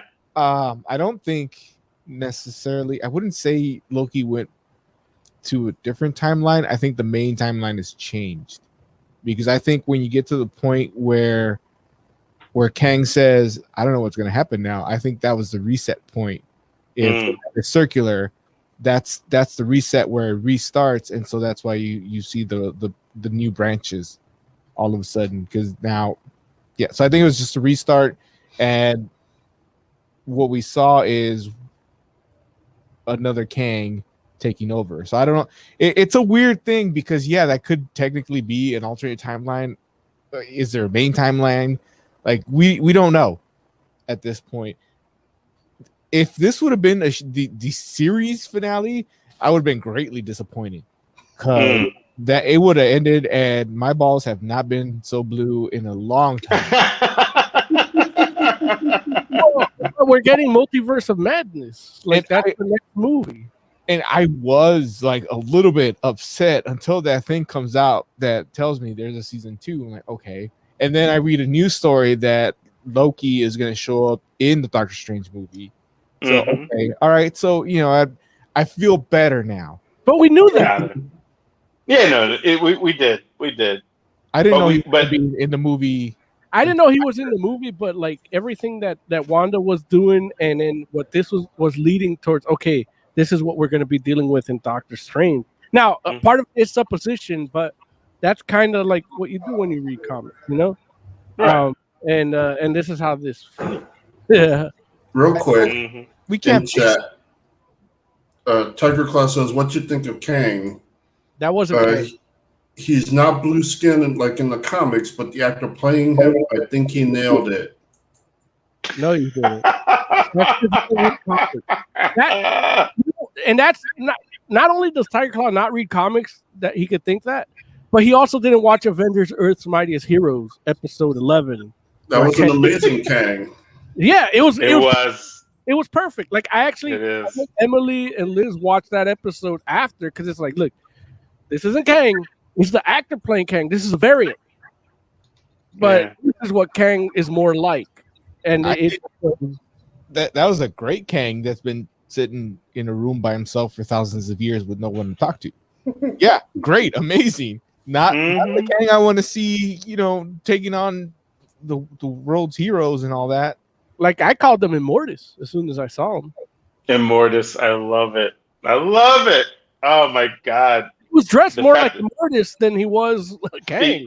He was 100%, and outside the color scheme, but it's just like the fact that we could even make an Immortus reference in the MCU anything is like, look, I'm in hog heaven. Larry, I got Immortus and Ursa Major all within the span of a week. Yeah, exactly. I agree 100%. Caller, you are the 5th member of Fantastic Forum. Tell the people who you are, where you're calling from, and what you want to talk about. Yo, it's Xenocord from the outside source coming in after seeing a wonderful portrayal of Marvel's shot at a Shakespearean tragedy. Because that's the feel I got from the whole course of it. Like when you have a villain as the main character, it's not supposed to necessarily end happy. Right. Yeah. So I've like the way they ended the series, it felt like that. I mean, all the Lokis have been griping that they can't change their fate because every time I do, the world goes to crap, right? Yeah. So as men in the United States, what better way can you describe trying to change your fate and having it ripped out from under you than confessing and having that same person throw you under the bus and do what they want to do anyway and leave you stranded? Absolutely. Yeah, it's like Loki finally trusted somebody with all of his heart and soul and was betrayed and was feeling it the last time we saw him before he got up to announce what they did. It's like I was like, yo, this dude is feeling some real pain now. I like this. And not to mention the getting the inverse Kang as the guy, because he literally is almost opposite of everything else I've seen him in animated so far. I enjoyed it a lot, but not to mention, but the intellect was there, the delivery was there, as Megamind says, the presentation was there. The condescension. Yeah. Not to mention, I mean, when he said. There were 3 villains talking to each other. It was, it was super villains talking amongst each other, saying, "All right, who wants the pot? Because I'm done. Y'all can have it if you want, but you're just gonna invite all the others." That moment where he hit the threshold, where it's like, okay, I knew everything up, and then you could see it in his face. Like, I just heard the thunder, and I saw it in his face, and I'm like, I fucking love this shit, man. Yeah. I knew what was coming. I knew like this is the point where he doesn't know, and it's like he has that bit of fear in the actor. This is why I love the portrayal of this Kang or Immortus. Is that actor? Like I love Lovecraft Country.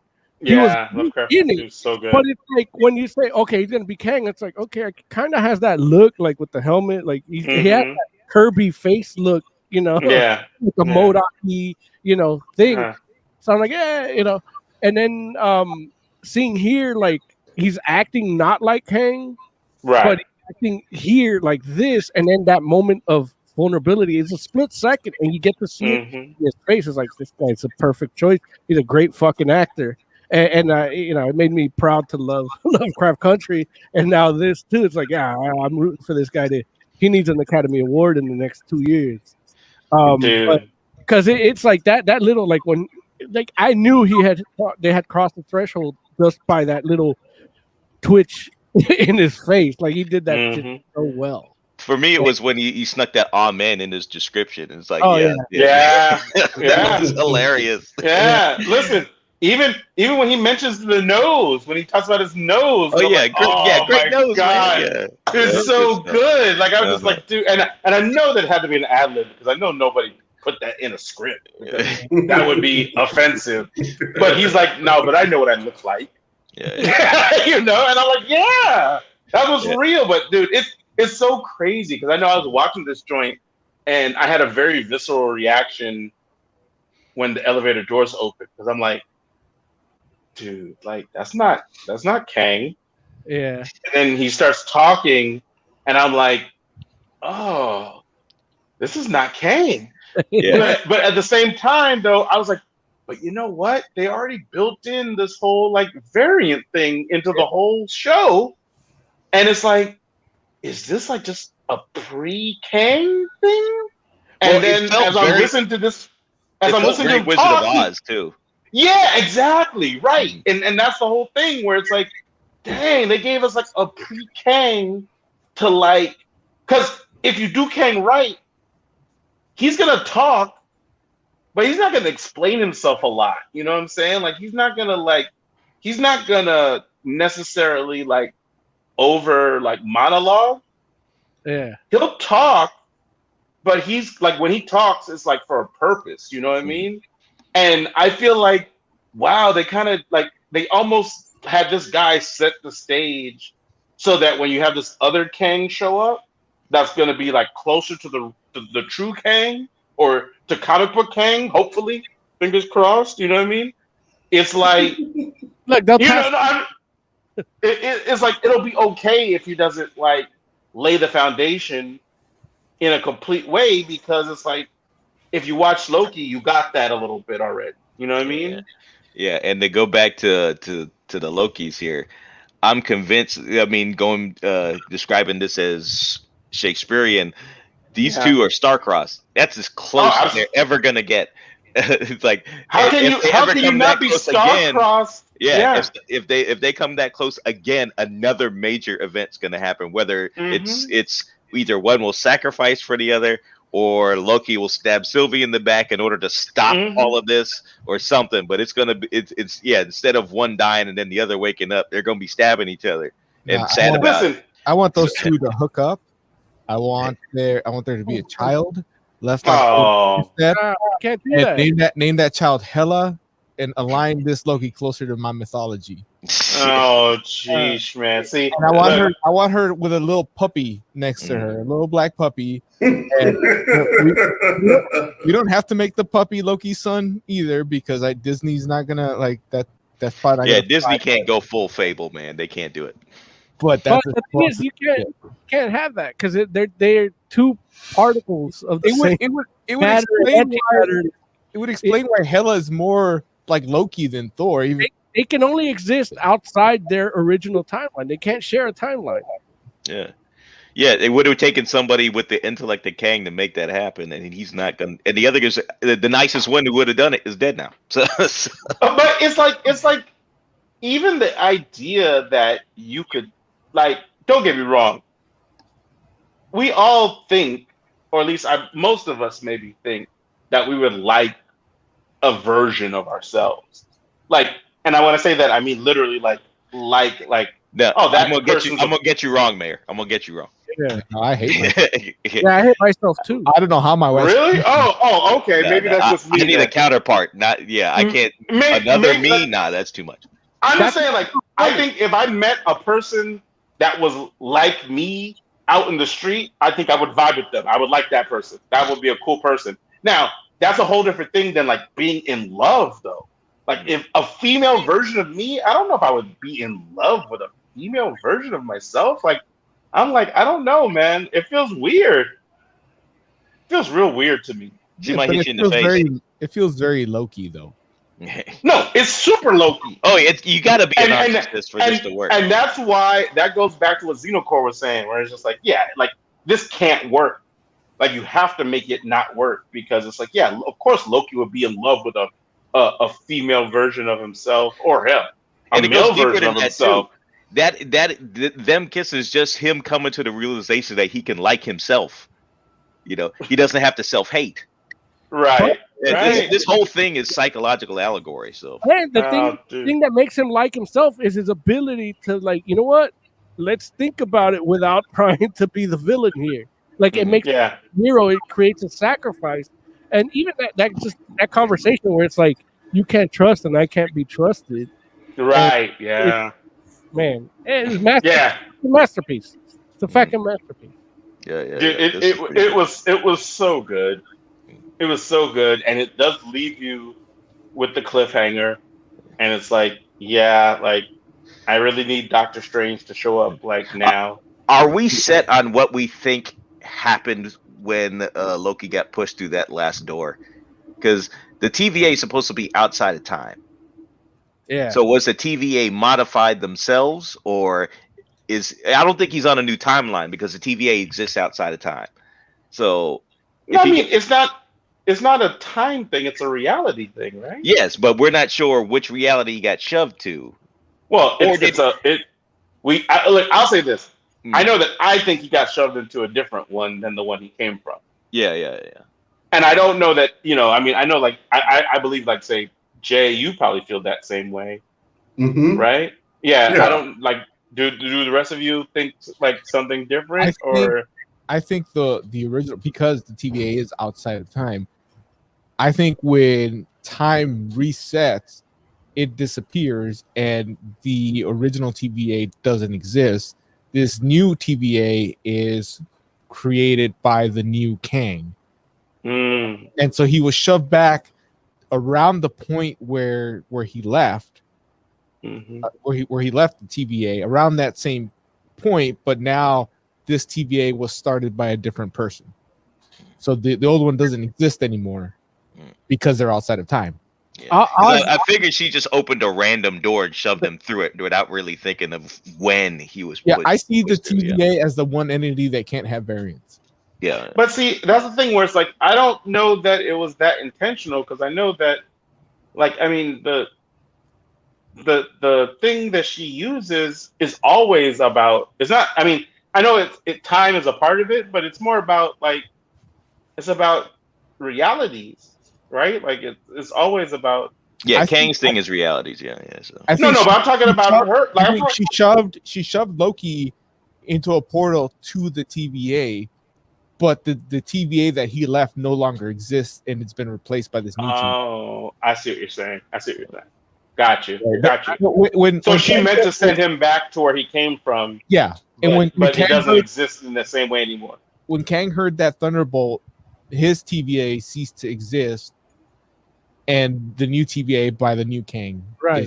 Because it's that weird, that like even I think, what was it? I think the DC movie, the animated one, the Earth 2 one, that one said the moment the first animal took the breath of oxygen, like the moment he decided to go up, like that alternate universe was created where he did it, you know?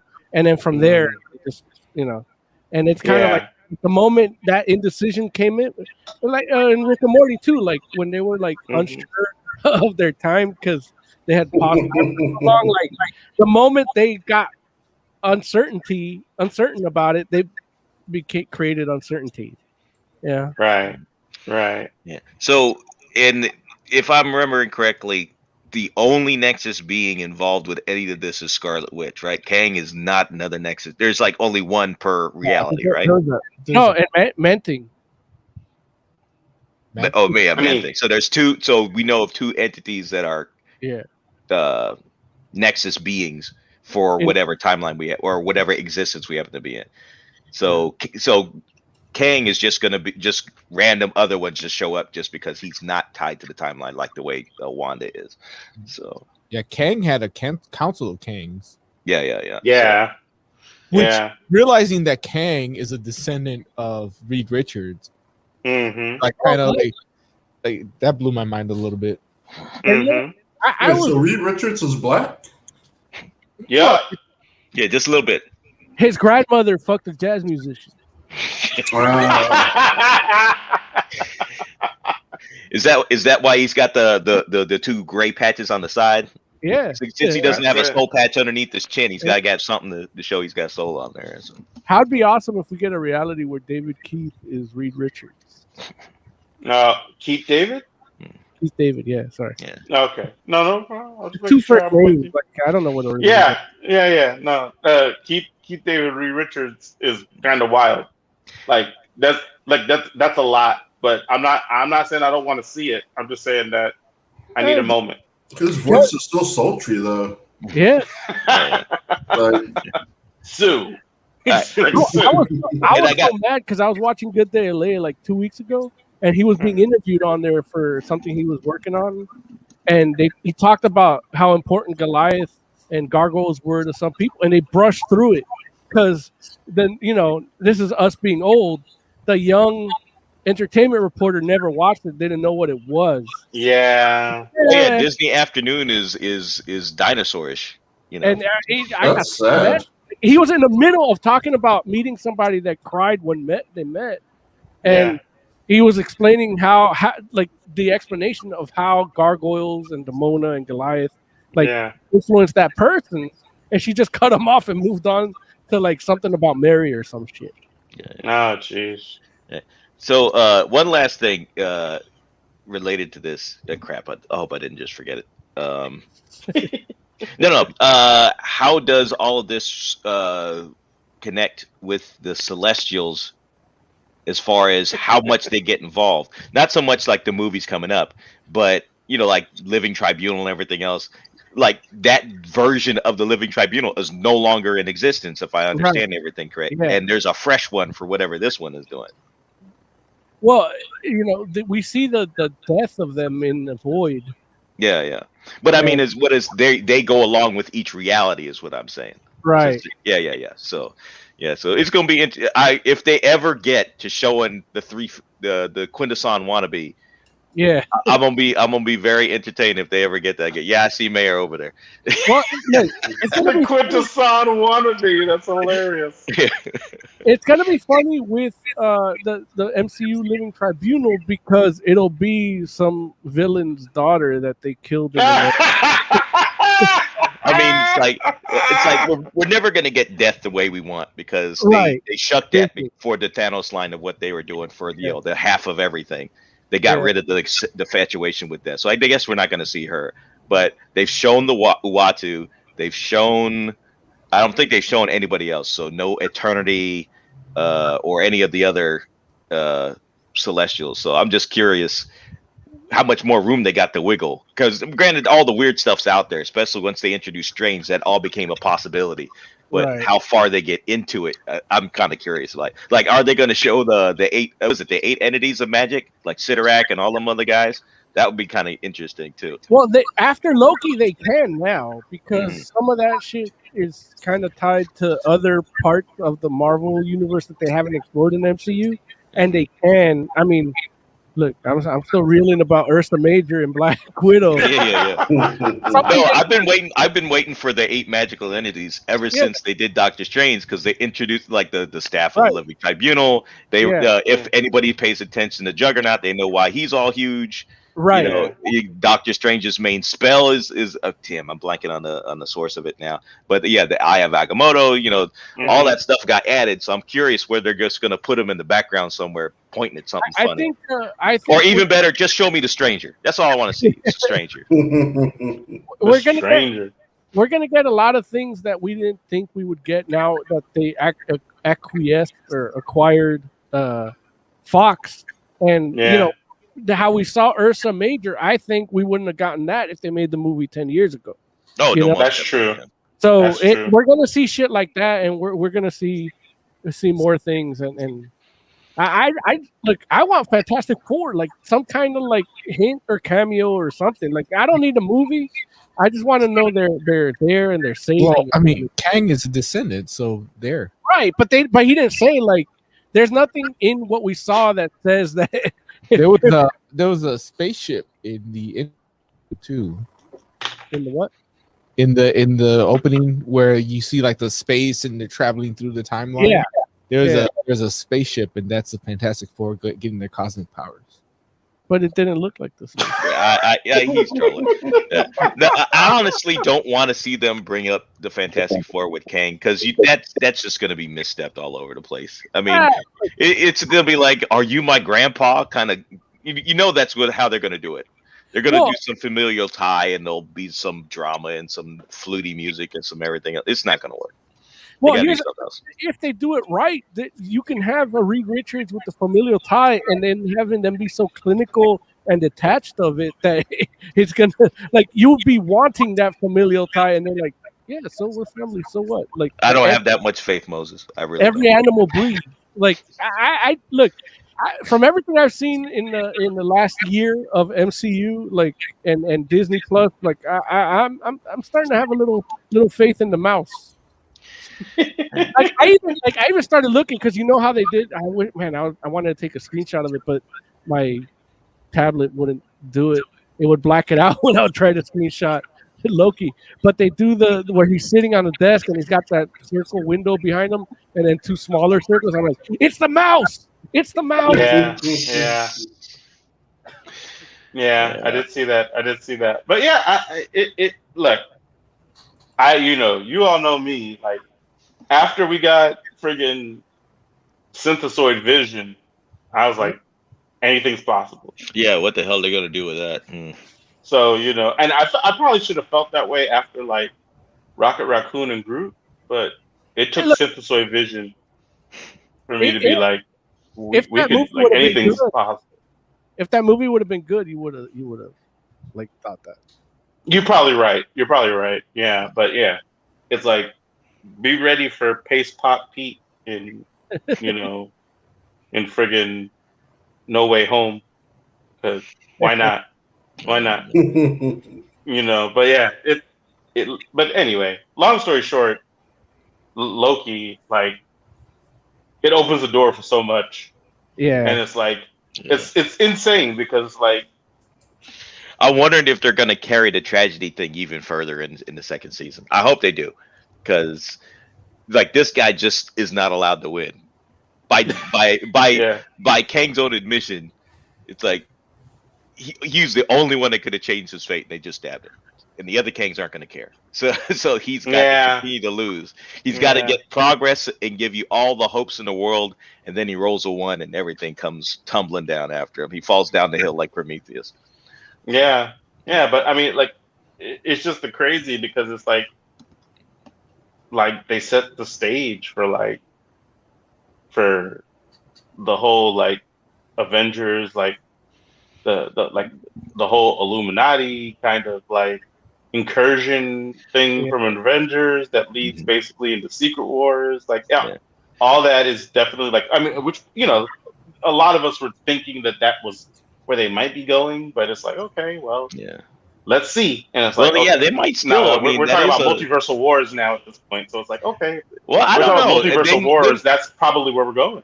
They're probably going to tie that up. I honestly don't think that's going to survive past either Strange or Quantumania. Once they deal with it, it's going to be done, and then Secret Invasion is going to come after it. What comes out first? Wait. So you feel like so you don't think we'll get to like a Secret Wars? You think they'll just be tied I think they will. But Kang is any story with Kang is going to be tied up faster than we think. It's not going to go as long as Thanos did. If look, I'm down. Strange comes out first, I think that's going to be the multiversal war, and then in Quantumania, Kang's the dominant. Kang the Conqueror now has dominated his other variants, and it's just him. I think Multiverse of Madness with Doctor Strange is going to be them trying to figure out what the fuck's going on. Yeah. So Strange gives everybody direction. Yeah, Strange is going to be the one to find the direction. Like it'll be like a recruitment of the new Avengers or whatever. Yeah. If anything else, I mean, because he was the linchpin in Endgame too. Everything's going to center around Pym's tech and being able to go into weird spots by shrinking or getting whatever. So when Quantumania comes up, that's going to be the movie of action to deal with the situation. I feel. I want Loki to be the new Fury, going from place to place, recruiting members into this magical Avengers to fight Kang in a secret war of some sort. That'd be interesting. I don't know. Maybe they'll do something decent with Captain Marvel and turn her into Nova and have her fly in front of Galactus like she's supposed to. Oh, that'd be a bad idea. Captain Marvel becomes Nova. Oh my god! Well, isn't that what they basically did with her? With her getting her Super Saiyan powers? Is that when she becomes a herald or something for a little bit? Captain Marvel can't even lead her own movie. Like no. We're not talking about the script writing. I'm talking about the comic books now. Like, No, you're talking about when she becomes binary. Yeah. That's all they did is mixed all that together. There is a point where she is a herald of Galactus for a little while. I knew it was like, wait a minute, they just made her. They just used that card up. It's like, damn, it's like you're playing your trap cards too quick, Marvel. Like, what the hell, man? So we should probably rate this thing. Yeah, it's about that time. Xenocore, why don't you go ahead and what would you give Loki season 1 on a scale of 1 to 5 crocodile Lokis? What would you give it? All right, I'm gonna size my number to your scale there, because normally when I rate stuff, I put it in categories and it either meets or exceeds expectations. So in this case, no project is perfect, but it can exceed my expectations on everything I measure it on. So with that, I got to give it a 5 out of 5. There you go. It exceeded my expectations on what I was expecting from the show. The budget is nowhere near some of the other shows that they did. I agree with you. Yeah, I mean, they spent more on effects here and there, but it's nowhere near as involved as like I'm convinced Falcon and Winter Soldier had a bigger budget than Loki did. But look what they managed to do on a smaller budget, because the story was tight, the character acting was great, and we got just enough. I mean, this whole thing was just watching tricksters mess with each other. So what's more fun than people trying to fake each other out the whole goddamn time? Yeah. And in the end, it ended with a tragic situation with a villain instead of a happy one with a hero. I thought that was a brilliant move. So yeah. Yeah. Oz, how about you? What would you rate Loki season 1? I guess 5 out of 5. This show reminds me why I hate this European 6-episode season crap. Oh yeah. Yeah, I got that too. 24 1-hour episodes. None of this. But then you get Batwoman. No, look, if you got 24 episodes, you get 10 bad ones, and you still have more good ones than in this. Look, you don't ever look at a 24 episodes. You get half as good, but then 3 of those good are just like filler episodes anyway. Don't say that's how you get Batwoman, because I haven't gotten one good episode of Batwoman. Yeah, I haven't even watched any of it. I'd rather have 6 amazing episodes than the full season. Like, I don't care. Like, I was disappointed it got a second season. Like, if it ain't that good, like, we'll figure it out in the movies. Like, the movies will fill it in, you know? Oh, dude. Jay, how would you rate Loki season 1? I'll give it a 4 out of 5. Like, it had a weak start, but a really good finish. Gotcha. Moses Magnum. This is a 5 out of 5. A 5 out of 5 for me. 5 out of 5 self kisses. Like, it's kind of like Shakespearean. I went a little more to me, it gives it a Blade Runner feel, like that, the duality of your destiny and your purpose and your free will. And I don't know. I don't think that's a duality right there, but, but the morality and the moral ambiguity and everything. And like, I look, they listened to us because I said I would watch a show just about the moral ambiguity of what they're gonna do with these situations for a whole episode, and that's kind of what they did with this Kang. Like they literally just talked for like 25 minutes, just talk. And I loved every minute. And I could have had a whole hour. I could have had 25 episodes of them just talking. Yeah. But 5 out of 5. And yeah, I was mad that it got a second season. Like if that's how it ends, like I'm good with that. Like I'm good with these Marvel MCU TV shows being just short series that maybe lead into a movie or whatever. Yeah, or the miniseries used to be a thing, so why not? Just have them be what they are and have them be great, and then bring the guys a better. It'll give the actors better leverage in their contracts or whatever, you know. But this whole needing closure shit, like I don't need that from a series of Lokis fucking each other up through a timeline, you know. Yeah. I would also give it 5 out of 5. It was great, and I mean, start to finish, it's just like, wow, what a ride, man. Like, and it just, all the possibilities that it leaves you with. It's like, you all know me. I'm not the